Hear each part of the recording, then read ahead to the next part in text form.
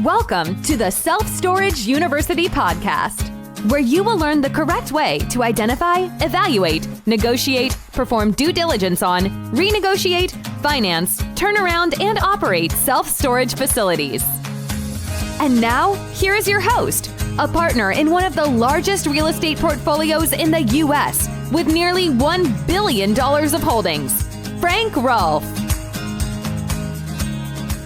The advent of the internet was a wonderful thing and impacted so many parts of our life, and that includes how you look for a self-storage facility. This is Frank Rolfe, the Self Storage University podcast. We're going to be talking about online listings, how they work, things to watch out for, where the opportunities lie. So what is an online listing anyway? Well, we all know how to go to Etsy, we know how to go to eBay, we know how to go to Amazon. But when you're looking at commercial property, many people then go to a website in particularly known as LoopNet.com. Now, what is so great about LoopNet.com? Well, they pretty much, when it comes to self-storage facilities for sale, they kind of dominate that space as they dominate many other sectors of commercial real estate. So what it is, it's just like Amazon or eBay or Etsy, only it's for self-storage facilities for sale. They can be placed on the website either as a mom and pop seller or as a broker who represents the mom and pop seller. They come in all shapes, all sizes, all dollar amounts, all over the nation. If you go to LoopNet.com, you'll see the site is not that difficult to navigate. All you enter in is you're looking for a self-storage facility, and up will pop a map which shows all of the self-storages. Right now, there's about 350 available on the website, and they are strewn pretty much across America if you look at the interactive map they have with all the little dots. And you are freely allowed to click on any of the dots to look at any of the properties or in the geographic area that you seek.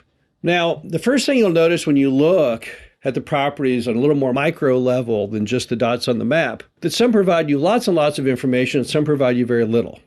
So you'll find some that are attached to complete packages that have the entire rent roll, profit and loss, photographs, the whole thing. Others just have maybe just a photo or even a stock photo, and it just tells you roughly where it's at. The first thing to know between these two cuts is the ones that give you all the information are probably the safer ones. The ones who don't give you full information, typically there's things they're trying to hide from you. They're trying to get you interested in it a little bit without telling you the whole story. Their theory often is if they can just kind of suck you into the deal, whether you're curious, that might motivate you on to accept and go after and pursue a deal you normally would not. So the ones that have all the information typically are your better choices. That being said, the ones that you see that have all the information on them and the ones that don't have all the information, the first thing they typically suffer from is they're horribly overpriced. Now, why is that? Why are so many things on LoopNet or any online listing, why are they often priced so high? And the simple answer is when you are selling things anonymously to people who you don't know, they don't know at any given moment who's looking at any of the listings, you tend to price them high because you're hoping there's a fool out there.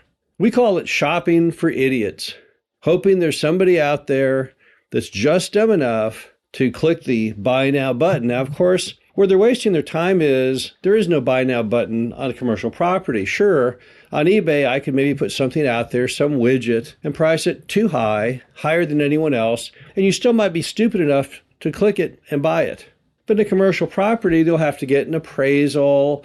They'll have to be typically a bank. So it's very hard for those things to pass like that. But nevertheless, when you look at the cap rates on many of those things, you'll see they're insanely low. They make no sense at all. 2.5 cap.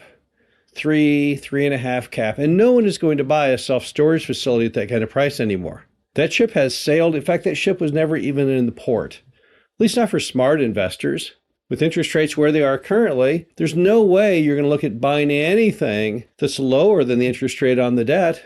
So you're not looking at things at 3 caps. You're looking for stuff that's more like 7 and 8 caps.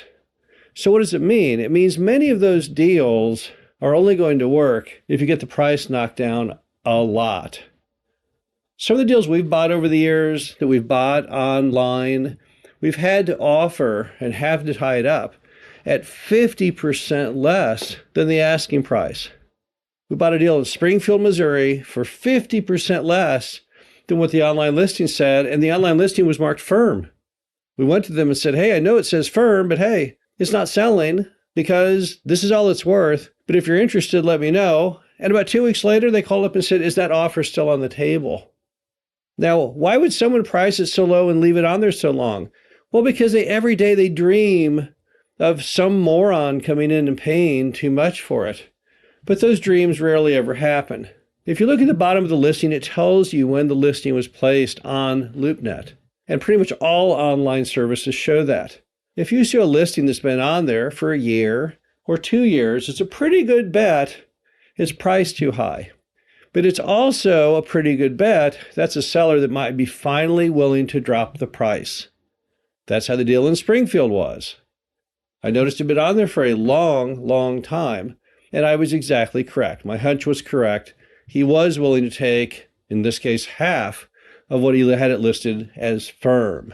So really, when you're buying things online, your success or failure will boil down normally to how good you are in convincing the seller that you can't pay anywhere near their price, but they'll have to accept a lower price. And your best bet from those listings is to attack the ones that have been on there for a while and are gathering dust. Now, how do you explain to somebody that the deal is priced too high and you can't offer anywhere near that amount? Just tell them the truth. Tell them, hey, I've run the numbers on this. This is where I come out on it. Tell me what I'm doing wrong. See what they say. Often that gives you an inclusive door for them to say, you know what? I think maybe you're right. I think maybe I've had it priced too high now. So here's my new pricing. Because typically when the seller finally gets tired of it sitting and gathering dust, they make a drastic move. They don't start just dropping the price slowly. They drop it significantly and suddenly. So when you see deals that have been sitting around online, it's a good idea to hit those up on a continual basis. Even if they don't agree right now to the reduced price, they probably will, unless they find anyone crazy enough to pay them what they're asking. Now, there's many other ways to find self-storage facilities, and to be honest with you, online is probably your weakest idea. Much better odds with brokers, cold calling, and direct mail. But nevertheless, it doesn't hurt to look at the deals, to make offers.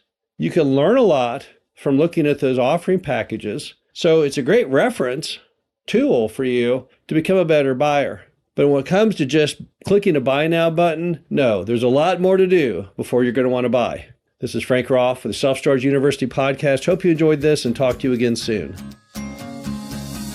Thank you for listening to the Self Storage University podcast. Be sure to visit us at ssupodcast.com, where you can learn the correct way to identify, evaluate, negotiate, perform due diligence on, renegotiate, finance, turnaround, and operate self-storage facilities.